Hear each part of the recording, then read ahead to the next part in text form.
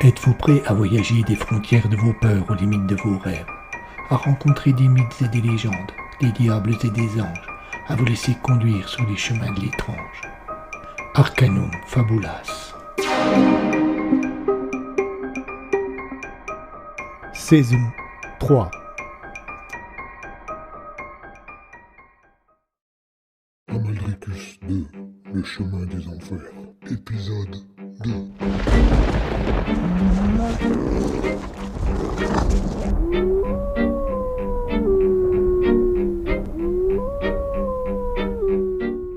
La nuit de juin planait sur le petit village de la Cluse-et-Mijoux. Les rues étaient désertes, seuls les éclairages publics encombraient les trottoirs. L'ombre du fort de Joux, situé sur un des deux versants de la Cluse, semblait veiller au sommeil du petit bourg. Il y eut un léger tintement, un son presque inaudible qui très vite s'amplifia. On put rapidement reconnaître une petite cloche, et bientôt le tintement fut accompagné d'une image. En effet, une ombre apparut au milieu de la rue. Elle était vêtue d'une robe de moine, la tête recouverte par la capuche. Elle semblait sortir de nulle part et avança lentement jusqu'à passer sous un lampadaire. Une lumière s'alluma dans la chambre d'une maison voisine. Sans doute son occupant avait-il été réveillé par le bruit de la clochette. Le volet grinça et une tête apparut dans l'ouverture de la fenêtre. « Ça va pas, non? Vous avez vu l'heure » hurla l'homme. L'ombre ne sembla pas troublée par cette intervention. Elle continua à agiter sa petite clochette, ce qui mit l'homme dans une colère noire. « Si tu ne te calmes pas, je vais descendre et je vais m'occuper de toi !» Le sonneur fit taire son instrument. L'homme referma le volet quelques secondes plus tard. La lumière s'éteignait dans la chambre. À ce moment, seul dans la rue, l'ombre leva la tête, bascula sa capuche, révélant une face sans visage et seulement habitée par deux yeux globuleux d'un rouge vif. Elle poussa un cri guttural. Ce n'était pas un simple cri de douleur, un simple hurlement d'angoisse. C'était un appel dans une langue incompréhensible, un mélange de gothique, de latin, de mots étranges et indéfinissables. La lumière se ralluma dans la chambre, le volet s'ouvrit à nouveau et l'homme fou furieux réapparut à la fenêtre.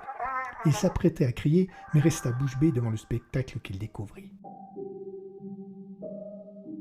Dans la rue, l'ombre semblait se dissoudre lentement. Son appel apparaissait de plus en plus comme un cri de douleur, comme un appel au secours. Son visage se boursouflait, de grosses cloques naissaient à divers endroits de sa face. Elles gonflaient lentement, puis éclataient, donnant l'impression d'un liquide que l'on porte à ébullition. Ce répugnant phénomène se produisait également sur ses mains. Bientôt, le crâne fut à vif. Un des yeux tomba de son orbite, éclata en percutant le sol et laissa échapper une fumée blanche.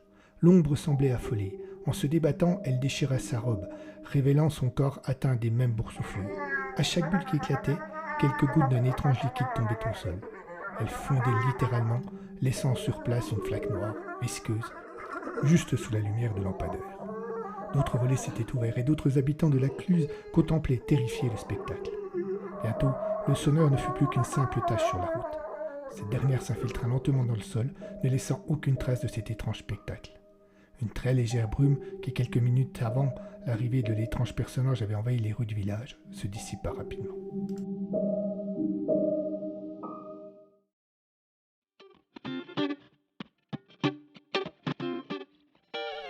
Il est probable qu'ailleurs, cet événement aurait laissé sceptiques les forces de l'ordre, mais pas à Pontarlier, la ville voisine. Le commissaire envoya ses meilleurs hommes dès le lendemain et se rendit lui-même sur place en début d'après-midi. Il n'y avait aucune trace de la réalité des faits, si ce n'est les témoignages des gens du voisinage qui avaient été réveillés par les terribles cris. Le commissaire Rosen entendit lui-même chacun d'eux.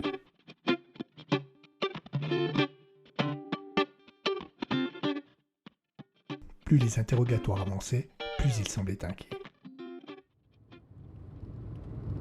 Le lieutenant Tallois, ex-brigadier récemment promu, remarqua rapidement l'anxiété grandissante de son supérieur, et comme tous deux regagnaient le commissariat à bord d'une voiture banalisée, il se décida à l'interroger. « Quelque chose ne va pas, commissaire ?» Ce dernier referma le petit carnet sur lequel il était en train de prendre quelques notes et le regarda sans répondre. Tallois sentit le malaise monter d'un cran. Un long silence s'ensuivit. « Vous étiez déjà en poste ici il y a 2 ans ?» demanda le commissaire. « Oui, j'étais encore brigadier. »« Exact, » se souvint Rosen. « Vous voulez faire allusion à l'affaire Prégnoux ?» Le commissaire eut un sourire entendu. Les 2 hommes se retrouvèrent d'un coup plongés dans le passé. 2 ans auparavant, la région avait connu une série de meurtres horribles. Tout avait commencé par la mort de 2 agents EDF retrouvés dans les marais, juste en contrebas du fort de Joux. Puis, c'était un jeune adolescent qui avait été assassiné quasiment au même endroit. Une dizaine d'autres meurtres avaient suivi.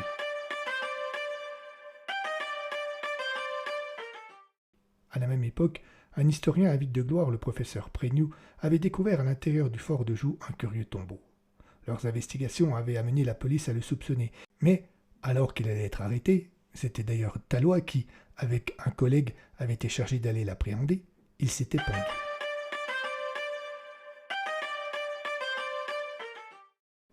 Il n'y avait plus eu de crime pendant quelque temps. Puis, ils avaient repris. Tous avaient dû se convaincre de l'innocence de Prégnoux. À la fin de l'été, les meurtres cessèrent définitivement. L'enquête avait encore duré un peu, puis le dossier avait été classé sans que l'on sache vraiment la vérité.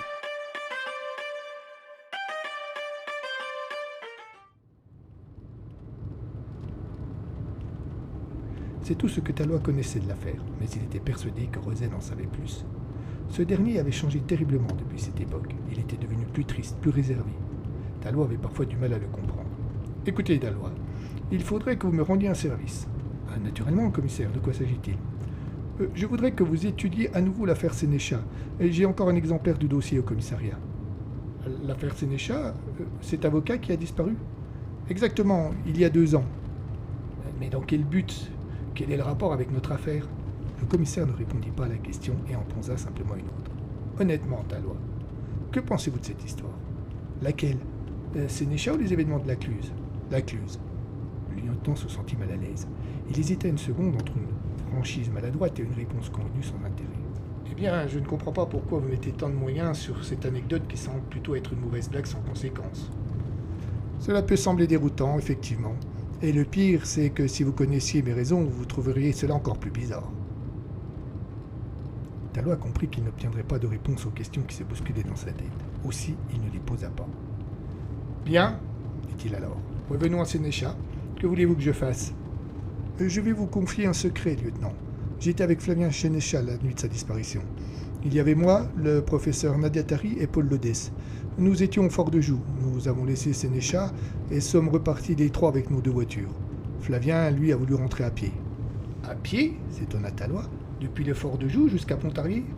Oui, et en pleine nuit en plus. C'est pour le moins étrange. Avec le recul, je suis d'accord avec vous, mais après ce que nous venions de traverser, Rosen se coupa. Tallois le regarda avec insistance pour qu'il poursuive, mais le commissaire n'en fit rien. Le jeune lieutenant cherchait une feinte. Vous avez dit que vous étiez avec Nadiatari et Paul Lodès. C'est bien le couple au mariage duquel vous allez le mois prochain, n'est-ce pas ? Exact. Si ce n'est pas indiscret, que faisiez-vous au fort de Joux ? Ce n'est pas indiscret, Tallois, mais c'est trop tôt, je ne peux pas vous répondre. Soit, je vais étudier ce dossier sans savoir ce que je cherche. Ne vous en faites pas pour cela. Quand vous trouverez, vous saurez que c'est ce que vous cherchez. L'étrange aventure fut accueillie avec réserve et scepticisme par la population et la presse locale. En fait, seuls les témoins de l'événement eurent du mal à s'en remettre, même si certains parvinrent à se convaincre qu'ils avaient été victimes d'une blague stupide. On ne tarda pas à parler du sonneur comme du canular de l'année. Des bruits coururent sur l'identité de ses auteurs, mais il s'avéra à chaque fois qu'il s'agissait de vanité de la part de ceux qui se prétendaient responsables. Au bout de 15 jours, les gens s'étonnèrent de l'acharnement que mettait la police à rechercher, sans succès, les responsables de cette affaire. Puis, au début du mois de juillet, tout finit par rentrer dans l'ordre. Les forces de l'ordre semblèrent cesser leur enquête inutile. Les témoins de la chose parurent s'en remettre, et tout fut presque oublié.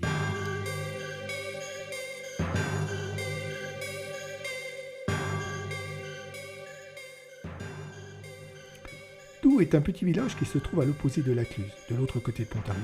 En son centre se dresse une église qui date du milieu du XIXe et dont le clocher, le plus haut que celui de l'église de Pontarlier, à laquelle il entendait faire concurrence, est surmonté d'une grande croix de pierre.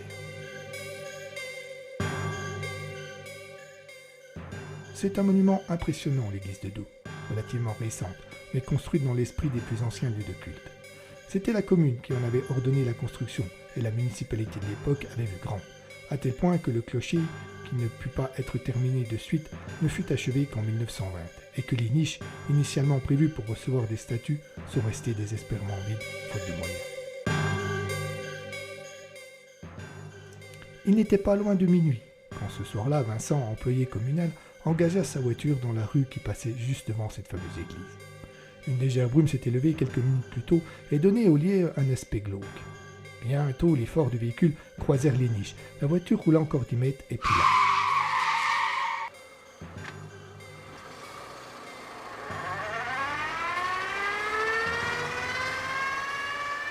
On entendit le bruit caractéristique de la marche arrière et les deux phares se retrouvèrent de nouveau face aux niches.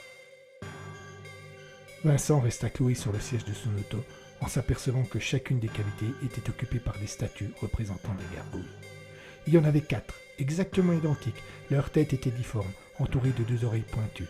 Elles avaient des yeux disproportionnés et une gueule ouverte sur des incisives pointues et menaçantes. Elles étaient assises et leurs pattes se terminaient par des griffes qui semblaient s'enfoncer dans la pierre. Vincent remarqua également sur le parvis de l'église un tas de cailloux qui l'intrigua. Il leva machinalement les yeux et découvrit, grâce à la luminosité que créait la lune, que la croix qui habituellement surmontait le clocher n'était plus en place. Elle avait dû tomber, et c'étaient ces restes qui gisaient devant le monument, qui, tout à coup, devenaient fort inquiétants.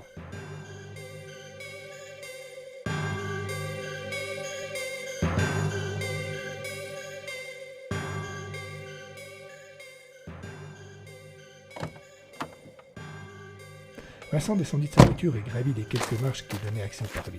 Il se pencha pour examiner les pierres. Pas de doute, il s'agissait bien des restes de la croix. D'un seul coup, son attention fut attirée par un petit tintement. Il crut reconnaître le son d'une clochette. Il leva les yeux en direction de l'endroit d'où semblait venir ce bruit et s'aperçut que la porte de l'église était ouverte. Il s'en approcha lentement, la franchit sans bruit. Une lumière légère venait du fond de l'édifice. Quelques bougies avaient été allumées.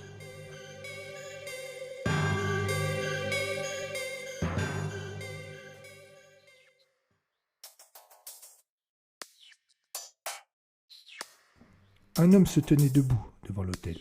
D'où il était, Vincent ne distinguait que la capuche de sa robe de bure. Visiblement, il s'agissait d'un moine occupé à prononcer une messe. Vincent tendit l'oreille. Il lui sembla que l'ecclésiastique parlait en latin. Mais certains mots semblaient plus proches de l'allemand. Vincent n'osa pas intervenir. Une force étrange paraissait le tenir cloué sur place.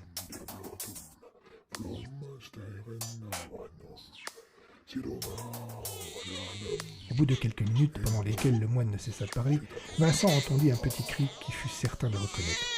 C'est seulement à ce moment-là qu'il remarqua, posé près de l'autel, un couffin d'où émanaient les pleurs d'un nouveau-né. Le moine s'en approcha. Il eut peur de comprendre. Le religieux sortit un couteau de sa manche et Vincent, oubliant la force qui l'empêchait jusque-là d'intervenir, se précipita dans l'église en hurlant. Le moine se redressa. Un étrange brouillard l'entoura, lui et le couffin, et bientôt, Vincent se retrouva seul dans les lieux.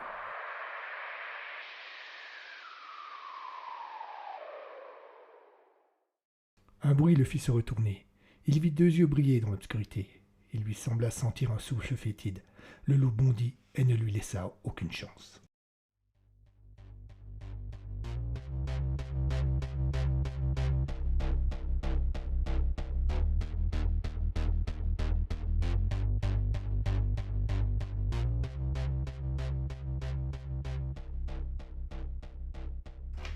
Vous pensez toujours qu'il s'agit d'une mauvaise blague ? Demanda le commissaire à Tallois en sortant de la chambre d'hôpital où Vincent avait été accueilli. C'était le curé qui l'avait trouvé inconscient au petit matin. Il avait de nombreuses traces de griffures, mais n'était pas mort. Transporté d'urgence au CHU de Besançon, il avait repris connaissance dans la journée. Le commissaire Tallois était venu à l'hôpital immédiatement pour tenter de l'interroger. Tallois avait écouté l'histoire du jeune homme avec scepticisme. Le commissaire, pour sa part, semblait inquiet. « Je ne sais pas, commissaire, cette histoire est pour le moins étonnante. On n'a retrouvé aucune statue de gargouille sur place. »« Oui, mais la croix est bel et bien tombée et il n'a pas inventé des blessures. »« Je n'ai pas dit que j'avais toutes les réponses, je dis seulement que je doutais de celle qu'il nous a fournie. Vous imaginez un loup dans l'église de Doux ?»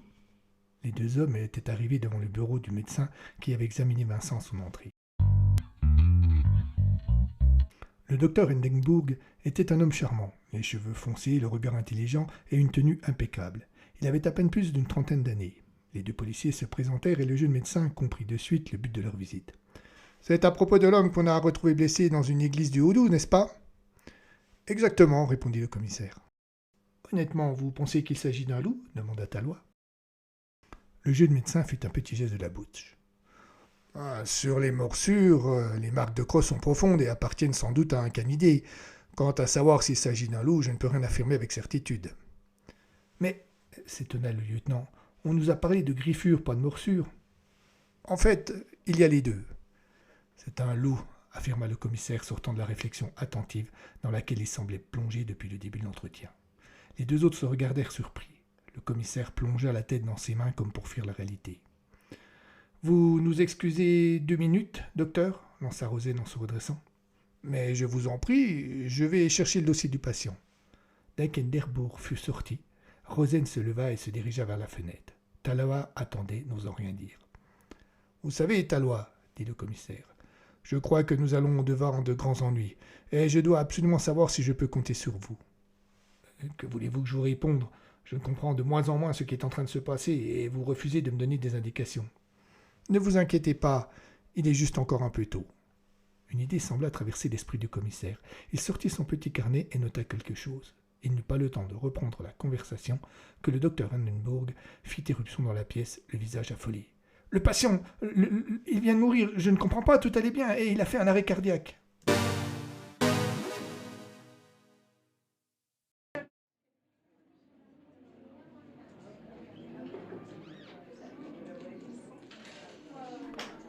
Bienvenue à l'abbaye de Montbenoît. Si vous voulez me suivre, nous allons commencer la visite. Le guide n'était pas bien âgé, une vingtaine d'années tout au plus, les cheveux clairs et longs réunis dans une queue de cheval. Nous sommes ici devant l'entrée principale. Le clocher et le porche que vous voyez devant vous datent du début du siècle.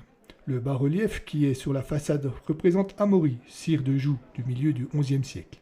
Le jeune homme désignait le mur sur lequel était sculpté un homme portant armure monté sur un cheval. L'abbaye de Montbenoît doit énormément au sire de Joux. C'est l'un d'entre eux, nommé Landry, fils d'Amaury, qui a donné les terres de Montbenoît aux prêtres par un traité en 1109. Pour ceux qui ne sont pas de la région, le fort de Joux, qui a appartenu au seigneur de Joux, se trouve au sud-ouest, à une quinzaine de kilomètres, juste après Pontarlier, en direction de la Suisse. Vous pouvez également le visiter. Je vous propose maintenant d'entrer dans l'abbaye. Suivi d'un groupe de visiteurs d'une dizaine de personnes, le guide franchit la porte et entra dans le monument. Il était environ 2 heures de l'après-midi. Le soleil de juillet tapait fort sur la petite place où se dresse l'abbaye. C'est avec plaisir que la petite troupe plongea dans la fraîcheur des épais murs de l'édifice. Il fallut aux yeux de chacun un court instant pour s'habituer avant que ne s'offre à leur regard toute la splendeur du lieu. L'abbaye de Montbenoît est riche de son passé et elle attire quotidiennement de nombreux visiteurs. Le guide, présent, un étudiant en histoire, connaissait l'édifice par cœur et parvenait parfaitement à communiquer son enthousiasme au tourisme.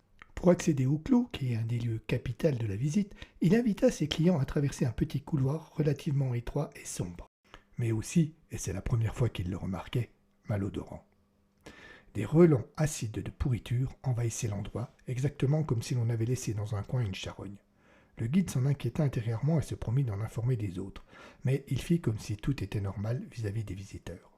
Il remarqua cependant que ces derniers étaient également indisposés par l'odeur. Tous furent soulagés d'arriver enfin dans le clos et de pouvoir respirer l'air frais. Mais cette satisfaction laissa bien vite la place à une terreur incontrôlée. En effet, au lieu de voir le soleil en arrivant dehors, ils furent plongés dans l'obscurité d'une nuit sans lune.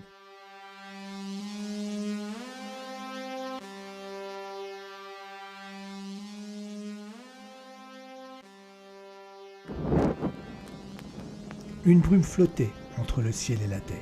Le clos était éclairé par des torches disposées aux 4 coins et par d'énormes flammes qui léchaient les murs de l'abbaye. Des hommes et des femmes complètement nus couraient en hurlant pour tenter en vain d'échapper au feu qui les transformait en torches humaines. Et au milieu de ce spectacle hallucinant se tenait un prêtre en robe de bure, la tête recouverte d'une capuche qui lui cachait le visage. Totalement immobile, l'ecclésiastique ne semblait pas le moins du monde troublé par les événements qui se passaient autour de lui. Quant aux victimes, bien que courant dans tous les sens, pas une ne s'approchait, exactement comme si un champ de force l'entourait, rendant impossible tout contact. Une des torches humaines changea soudainement de direction et fonça sur le groupe. Cet événement tira les membres de ce dernier de la stupeur qui les paralysait. Tous se précipitèrent vers la porte par laquelle ils étaient arrivés, mais cette dernière était bloquée. Une panique sans nom s'empara de chacun d'eux.